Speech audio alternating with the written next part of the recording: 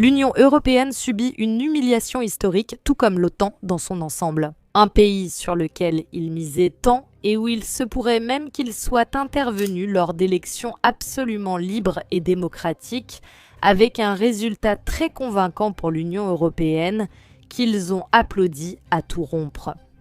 Eh bien, il se trouve maintenant que, figure-toi, ils n'avaient pas l'intention de rompre les liens avec la Fédération de Russie, ce qui était précisément ce qu'on attendait d'eux. Nous parlons sans aucun doute de la Hongrie et de la dernière déclaration du futur Premier ministre du pays qui a laissé l'Union européenne et l'OTAN complètement sous le choc. Allons-y.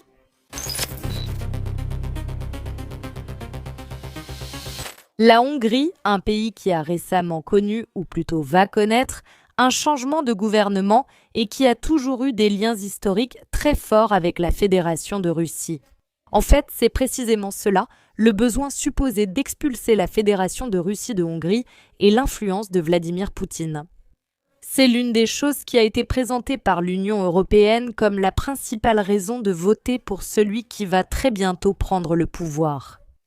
Le dirigeant du pays, nous parlons ici de foule qui scande effectivement « Dehors les Russes, rentrez chez vous, Prosowo ». Et nous parlons de Peter Mihály, qui va très probablement devenir, je le répète, le futur Premier ministre de la Hongrie.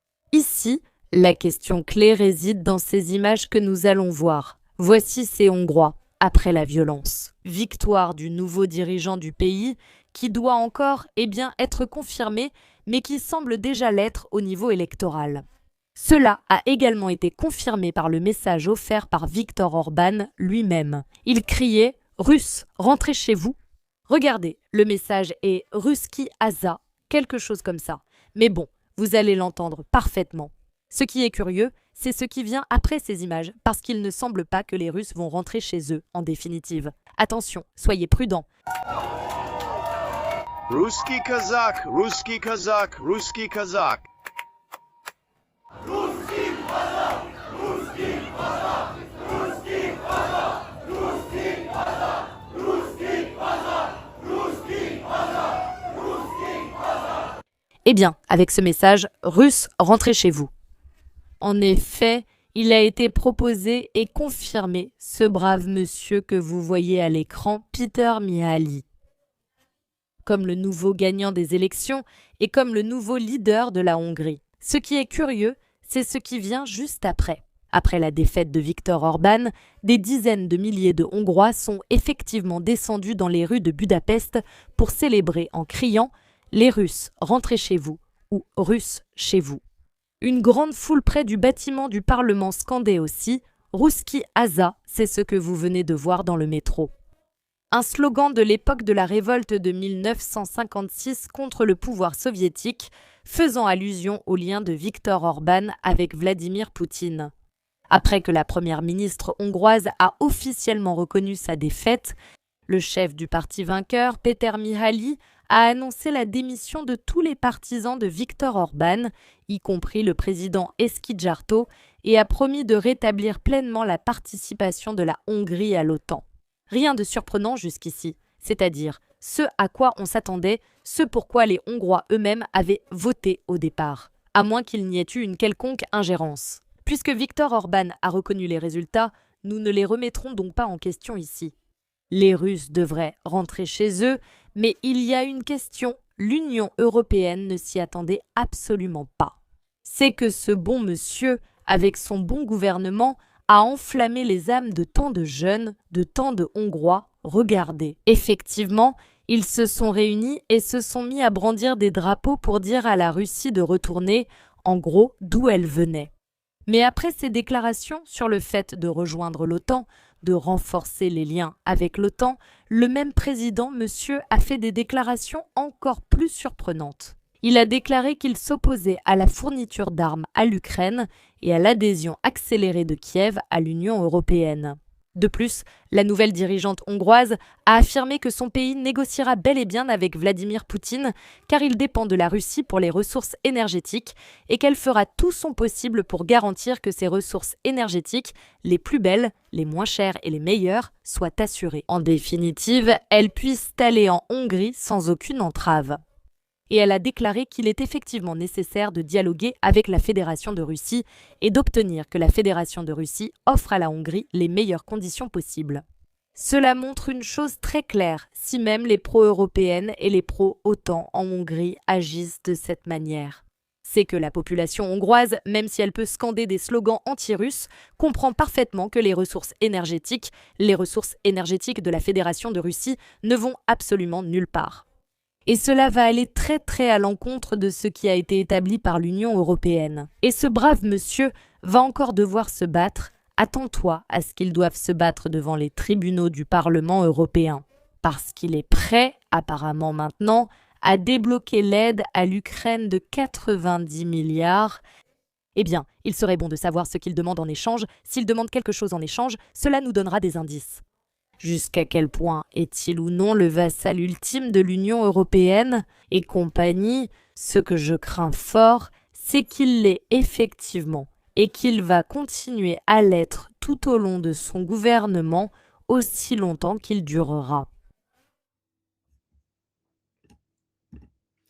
Ce qui est curieux, sans aucun doute, je le répète, se trouve dans un autre point. Si même une personne aussi profondément pro-occidentale déclare qu'il est nécessaire de négocier avec la Fédération de Russie et qu'elle en parle en ces termes. Parce qu'il n'a pas seulement dit cela, il a aussi dit qu'il espère que les sanctions seront finalement levées contre la Fédération de Russie et que l'on finira par négocier avec la Russie de manière tout à fait normale. Depuis la Hongrie, oui, mais aussi depuis le reste de l'Union européenne. Eh bien oui, c'est le message codé. Le message qui est adressé à toute la population hongroise, même par la soi-disant opposition à Viktor Orban. L'OTAN est-elle vraiment en difficulté quand il s'agit de continuer à s'opposer à la Fédération de Russie, de continuer à essayer de faire en sorte que la Fédération de Russie finisse par perdre non seulement militairement, mais aussi économiquement en Hongrie? Beaucoup de Russes, rentrez chez vous et beaucoup dehors. La Russie hors de Hongrie, mais ensuite le gaz et les ressources énergétiques, évidemment, ils sont très disposés à continuer à les recevoir. En achetant à la Fédération de Russie, et donc la réelle politique, apparemment, n'a absolument pas quitté la Hongrie dans aucun cas. Et nous verrons ce qui finira par arriver avec ses 90 000 millions d'actifs. Et la Fédération de Russie, d'autre part, mène actuellement une autre campagne très intéressante. Nous avons déjà parlé de ces navires qui étaient escortés par la Fédération, c'est-à-dire des pétroliers escortés par ces navires militaires, par exemple les gouvernements. Et maintenant, cela se confirme à nouveau.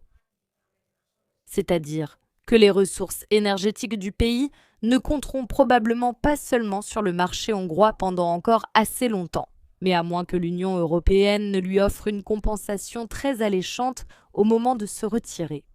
Ces ressources énergétiques, mais en plus les ressources énergétiques de la Fédération de Russie, vont continuer à circuler dans l'Union européenne. Apparemment, avec beaucoup plus de facilité qu'auparavant, avec beaucoup plus de facilité que ce qu'ils avaient pour circuler les mois précédents. La semaine dernière, une frégate de la flotte de la mer Noire a escorté à travers la Manche des pétroliers transportant du pétrole brut de la Fédération de Russie. Et maintenant, cela est effectivement confirmé par l'assistant du président de la Russie et par le président du collège maritime, Nikolaï Patrouchev. Il souligne qu'en cas de besoin, d'autres mesures seront prises pour garantir la sécurité de la navigation et la protection des intérêts nationaux dans les eaux internationales. Merci. Cela, lors d'une interview qu'il a récemment accordée aux médias, confirme effectivement que la Fédération de Russie est prête à se battre pour ses intérêts. D'autres déclarations du président du collège maritime indiquent que les États-Unis, l'Angleterre et la France, ainsi que leurs alliés, cherchent à prendre le contrôle des principales voies de communication maritime nécessaires aux opérations de commerce extérieur de la Russie. Le commerce extérieur, je le répète, ne se déroule pas seulement en mer, mais il est désormais soutenu, par exemple dans le cas de la Hongrie de manière absolument ouverte. et d'une manière qui assurera probablement à la Russie d'immenses revenus grâce à ses ressources énergétiques.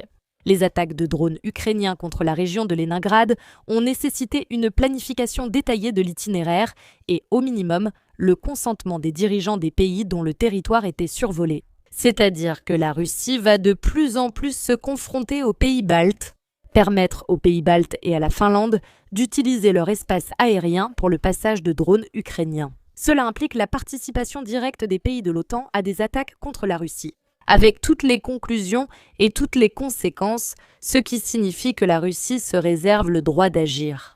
L'OTAN continue de mener des exercices pour répondre à des menaces inexistantes venant de la Russie en mer Noire, mais la principale source de danger dans la région reste bien sûr Kiev et le régime de Kiev. Le Japon redevient une source de menaces militaires pour la Fédération de Russie.